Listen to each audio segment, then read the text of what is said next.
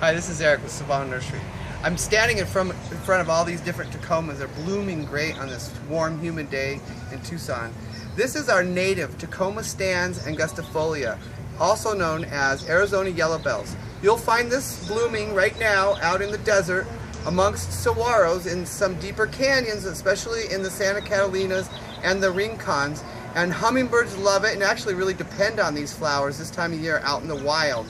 So this is our great native wild one. Now, all of these selected varieties have this genetics in their makeup. So you don't have to just go with yellow. And these have larger leaves too, but they're just as tough as our native one. They all freeze. Even the native one can freeze if it gets down into the teens. So don't panic, just cut that back. They'll come back in the spring. The roots are hardy to below 10, so they're really going to work in most all parts of the Tucson Basin, even down in Green Valley and protected areas at higher elevations. Look at all these new colors they've come up with. These are selected varieties, so they're not developed in a laboratory. They're just selected by the breeders as having brighter color. This is called Bells of Fire. It's a really bright, dark orange, and that really sends a signal to the hummingbirds.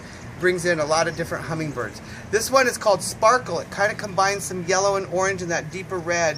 This one doesn't get as tall, so if you don't want a large shrub, because most of these are going to get to 8 feet tall, this one's only 4 to 5 feet tall. Sparkle. And this is a newer color, a lighter yellow, that's really beautiful in contrast to this apricot yellow.